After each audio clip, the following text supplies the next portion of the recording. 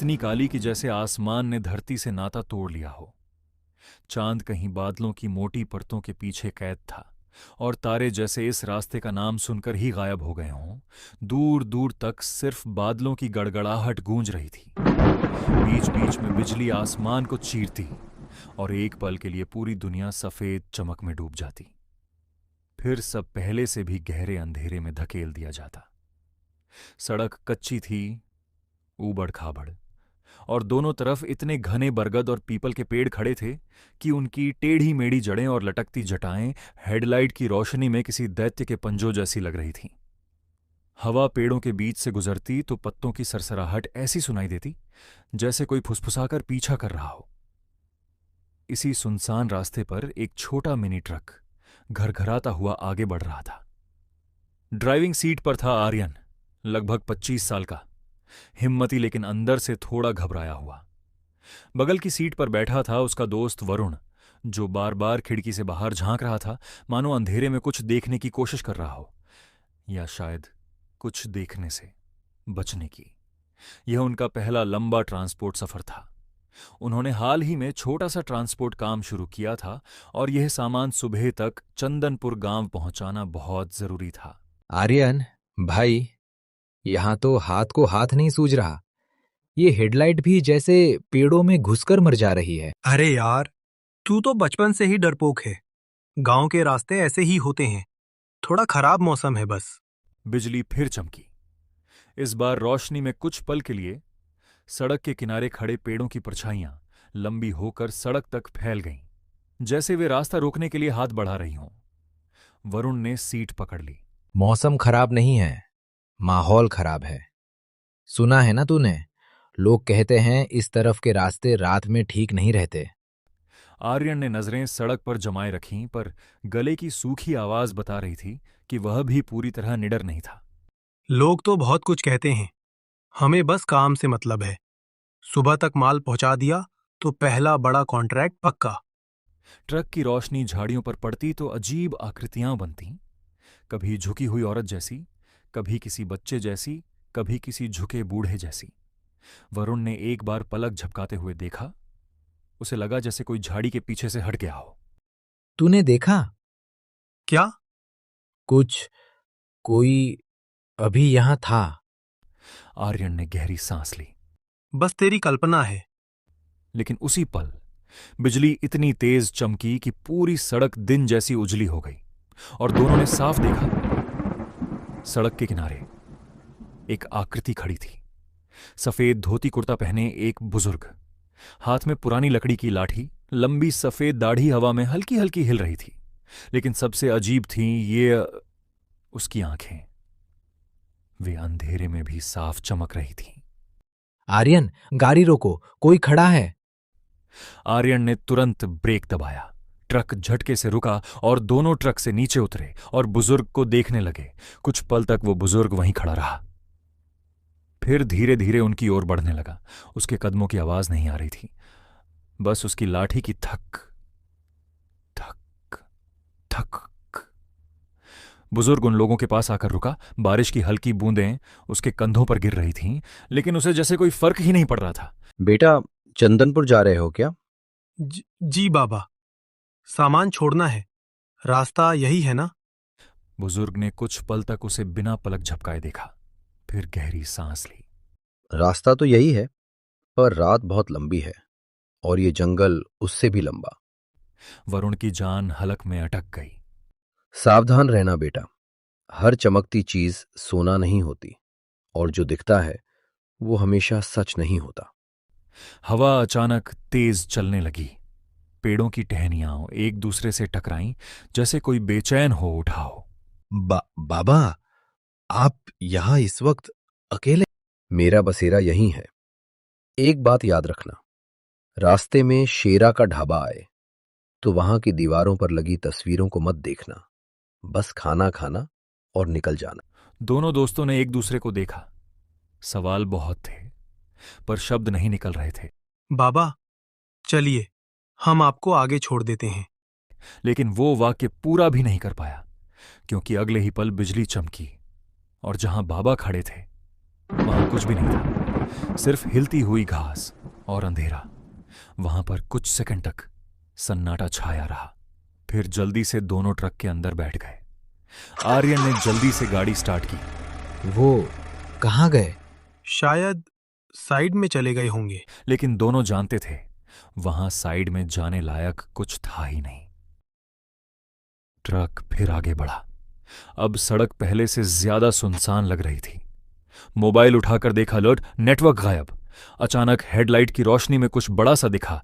आर्यन ने जोर से ब्रेक मारा। सामने सड़क के बीचों बीच एक विशाल पीपल का पेड़ गिरा हुआ था। टहनियां चारों तरफ फैली हुई, जैसे किसी ने जानबूझकर रास्ता रोका हो। आर्यन, अब क्या करेंगे? अंधेरा, तूफान, बंद रास्ता, और पीछे छूट चुका था वो बुजुर्ग, या शायद नहीं। सामने सड़क के बीचों बीच गिरा हुआ पीपल का विशाल पेड़ पड़ा था। उसकी जड़ें मिट्टी से बाहर निकली हुई थीं, जैसे धरती ने खुद उसे उखाड़कर रास्ते में पटक दिया हो। बारिश की बूंदें अब तेज हो चुकी थीं और हेडलाइट की रोशनी में गिरती हुई पानी की धारियां किसी पर्दे की तरह लग रही थीं। आर्यन ने स्टीयरिंग कसकर पकड़ा। उल्टा घुमाने की जगह नहीं है, पीछे भी उतना ही सकरा रास्ता है। तो क्या करेंगे? यहां रुकना ठीक नहीं लग रहा, बिल्कुल भी नहीं। साइड से निकालने की कोशिश करते हैं। देख, पेड़ पूरा सड़क नहीं ढक रहा, थोड़ा कच्चा रास्ता है बगल से। उसने ट्रक को धीरे धीरे सड़क से नीचे उतारा। पहिए कीचड़ में फिसले, लेकिन किसी तरह ट्रक टेढ़ा मेढ़ा रास्ता पकड़कर पेड़ के बगल से निकल गया। जैसे ही ट्रक फिर सड़क पर चढ़ा, दोनों ने एक साथ लंबी सांस ली, पर राहत ज्यादा देर टिक नहीं पाई। आगे का रास्ता और भी सुनसान हो चुका था। हवा पेड़ों के बीच से गुजरते हुए सीटी जैसी आवाज निकाल रही थी। कुछ दूर चलने के बाद अचानक वरुण ने सामने इशारा किया। वो देख, रोशनी, धुंधली सी पीली रोशनी अंधेरे में टिमटिमा रही थी, जैसे किसी पुराने बल्ब या लालटेन की लौ हो। पास पहुंचने पर एक बोर्ड दिखा जिस पर लिखा था शेरा दा ढाबा। दोनों कुछ पल चुप रहे। बाबा ने यही नाम लिया था ना? आर्यन ने जवाब नहीं दिया। पेट में भूख अब डर से भी बड़ी हो चुकी थी। देख, चाहे जो हो, हमें कुछ खा लेना चाहिए, सुबह तक ड्राइव करना है। और आर्यन ने ट्रक रोक दी और दोनों ढाबा की ओर बढ़ गए। ढाबा सड़क से थोड़ा हटकर था। बाहर एक पुरानी लालटेन हवा में झूल रही थी, जिसकी रोशनी में दीवारों पर परछाइयां अजीब तरह से हिल रही थीं। आसपास कोई और गाड़ी नहीं थी, न कुत्ते न लोग, सिर्फ सन्नाटा। जैसे ही वे अंदर दाखिल हुए, ढाबा के अंदर पहुंचे तो अंदर धुंधली पीली रोशनी थी। कुछ पुरानी लकड़ी की मेजें, टेढ़ी मेढ़ी कुर्सियां और दीवारों पर टंगी कई पुरानी धूल भरी तस्वीरें। आओ जी, आओ शहरी बाबू। ढाबे का मालिक एक लंबा चौड़ा आदमी था। घनी मूंछें, चौड़ा चेहरा और आंखों में अजीब सी चमक। उसके चेहरे पर मुस्कान थी, लेकिन वह मुस्कान आंखों तक नहीं पहुंच रही थी। मैं शेर सिंह, इस ढाबे का मालिक। इतनी रात को मेहमान कम ही आते हैं। बैठो, गर्म खाना खिलाता हूं। उसकी आवाज में अपनापन था, पर कुछ बनावटी सा। पीछे से एक दुबला पतला आदमी आया, झुकी कमर, सूनी आंखें। ये बुधिया है, मेरा नौकर। बुधिया बिना कुछ बोले प्लेटें रखने लगा। उसके हाथ बहुत ठंडे लग रहे थे। जब उसने गलती से वरुण की उंगलियों को छुआ, वरुण ने झटके से हाथ पीछे खींच लिया। भैया, क्या मिलेगा खाने में? सब मिलेगा, दाल, रोटी, सब्जी और गरम चाय। रास्ता लंबा है, ताकत चाहिए। खाना सच में गर्म था और स्वाद भी अच्छा। कुछ देर के लिए दोनों अपना डर भूलकर खाने लगे, लेकिन वरुण की नजर बार बार दीवारों पर जा रही थी। पुरानी काले सफेद तस्वीरें, कुछ में ट्रक ड्राइवर, कुछ में मुसाफिर, कुछ में परिवार, लेकिन सबकी आंखें अजीब तरह से गहरी और खाली लग रही थीं। उसे अचानक बाबा की बात याद आई। तस्वीरों को मत देखना। उसने तुरंत नजरें झुका लीं। डरो मत, ये सब पुराने ग्राहक हैं। यहां से जो गुजरता है, याद के तौर पर तस्वीर खिंचवा जाता है। उसकी हंसी गूंजी, धीमी, भारी और थोड़ी लंबी। खाना खत्म होने के बाद आर्यन ने शेर सिंह से पूछा, कितना पैसा हुआ? अरे नहीं जी, मेहमानों से भी कोई पैसे लेता है। बस फिर कभी इधर से गुजरो तो राम राम कर देना। वरुण का दिल धक से रह गया। दोनों ने एक दूसरे को देखा और जल्दी से बाहर निकल आए। जैसे ही ट्रक आगे बढ़ा, ढाबे की रोशनी पीछे धुंध में घुल गई। कुछ ही मिनट चले होंगे कि अचानक ट्रक झटका खाकर रुक गया। क्या हुआ? आर्यन ने एक्सीलेटर दबाया, इंजन गरजा, पहिए घूमे, पर ट्रक आगे नहीं बढ़ा। हेडलाइट में देखा, सामने की सड़क कीचड़ से भरी थी। ट्रक आधा धंस चुका था। ओह नहीं, गड्ढा है। बारिश फिर तेज हो गई। पहिए मिट्टी उछाल रहे थे, लेकिन ट्रक टस से मस नहीं हो रहा। चारों तरफ सिर्फ अंधेरा, बारिश और सन्नाटा। वरुण ने कांपती उंगली से दूर इशारा किया। आर्यन, उधर देख। एक छोटी सी रोशनी पहाड़ी की तरफ, जैसे किसी घर की खिड़की में दीपक जल रहा हो। इस सुनसान रात में वो रोशनी ही उनकी आखिरी उम्मीद लग रही। कीचड़ में धंसे ट्रक को वहीं छोड़कर आर्यन और वरुण उस दूर टिमटिमाती रोशनी की तरफ बढ़े। बारिश अब हल्की फुहार में बदल चुकी थी, लेकिन ठंडी हवा कपड़ों के आर पार चुभ रही थी। कीचड़ से भरे खेतों के किनारे किनारे चलते हुए वे उस छोटी पहाड़ी तक पहुंचे, जहां एक अकेला छोटा सा घर खड़ा था। घर कच्ची ईंटों का बना था। छत पर टीन की चादरें थीं, जो हवा से कांपते हुए खटर पटर की आवाज कर रही थीं। एक खिड़की से पीली रोशनी बाहर गिर रही थी, वही रोशनी जो उन्हें यहां तक खींच लाई थी। आर्यन ने दरवाजे पर दस्तक दी। थक थक थक। अंदर कुछ खटके की आवाज हुई, फिर धीरे धीरे दरवाजा खुला। सामने एक युवती खड़ी थी, उम्र शायद 20-22 साल। साधारण सलवार कमीज, भीगे बालों की लटें गालों से चिपकी हुई और चेहरे पर एक अजीब सी शांति। जी? आर्यन ने जल्दी जल्दी सब बताया। ट्रक, कीचड़, रात, रास्ता। लड़की चुपचाप सुनती रही। मेरा नाम मीरा है। पिताजी बाहर गए हैं, लेकिन आप लोग मुसीबत में हो तो बरामदे वाले कमरे में रात काट सकते हो। उसकी आवाज में अपनापन था, पर अजीब तरह से सपाट भी। दोनों ने शुक्रिया कहा और अंदर आ गए। बरामदे से लगा छोटा सा कमरा था। एक पुरानी चारपाई, एक टूटी कुर्सी और कोने में मिट्टी का दिया टिमटिमा रहा था। दीवारों पर कालिक जैसे निशान थे, जैसे कभी यहां आग लगी हो या धुआं बहुत हुआ हो। भाई, जो भी है, कम से कम छत तो है सिर पर। लेकिन आर्यन सहज नहीं था। घर के अंदर से कोई और आवाज नहीं आ रही थी, न बर्तन, न खांसी, न कदमों की आहट, सिर्फ हवा और कहीं दूर टीन की छत की चरमराहट। उसे एक हल्की सी गंध महसूस हुई, जली हुई लकड़ी जैसी। उसने बरामदे से झांककर अंदर के हिस्से की तरफ देखा। अंधेरा था, असामान्य रूप से गहरा अंधेरा। मीरा जी? कोई जवाब नहीं। सो जा यार, सुबह देखेंगे। पर आर्यन का दिल मान नहीं रहा था।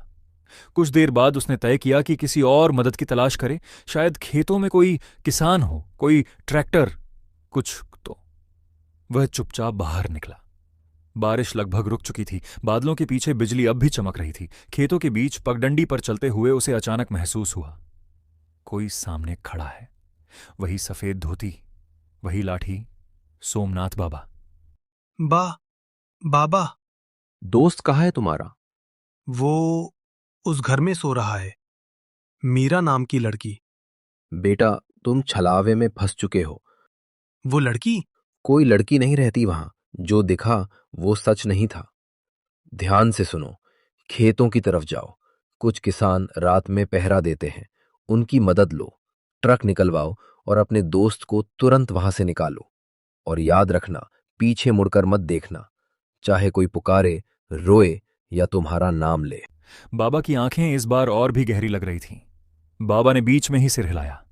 आर्यन के दिमाग में मीरा का शांत चेहरा घूम गया, उसकी सपाट आवाज, वो जली हुई गंध। बाबा ने लाठी जमीन पर टिका दी। आर्यन की रीढ़ में बर्फ उतर गई। जब तक उसने पलक झपकाई, बाबा फिर से गायब थे। चारों तरफ सिर्फ हवा, अंधेरा और दूर वही छोटा घर, जिसकी खिड़की में अब भी पीली रोशनी जल रही थी।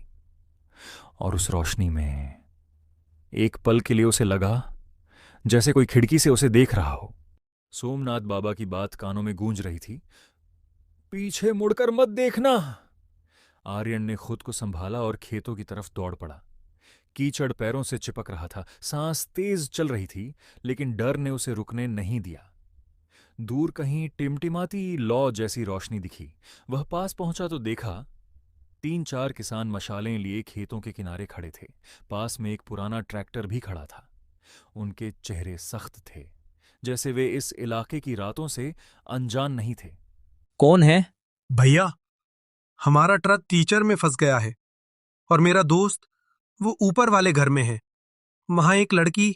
ऊपर पहाड़ी वाला घर? वो घर नहीं है बेटा, वो जगह ठीक नहीं, जल्दी चलो। 2 किसान ट्रैक्टर स्टार्ट करने लगे। बाकी 2 मशाल लेकर आगे बढ़े। रात की हवा में अब घास और गीली मिट्टी की गंध के साथ एक अजीब सी सड़ांध भी घुली हुई थी। पहले वे ट्रक तक पहुंचे। ट्रैक्टर ने पीछे से धक्का दिया, इंजन गरजा, पहिए फिसले, फिर एक जोरदार झटका लगा और ट्रक कीचड़ से बाहर आ गया।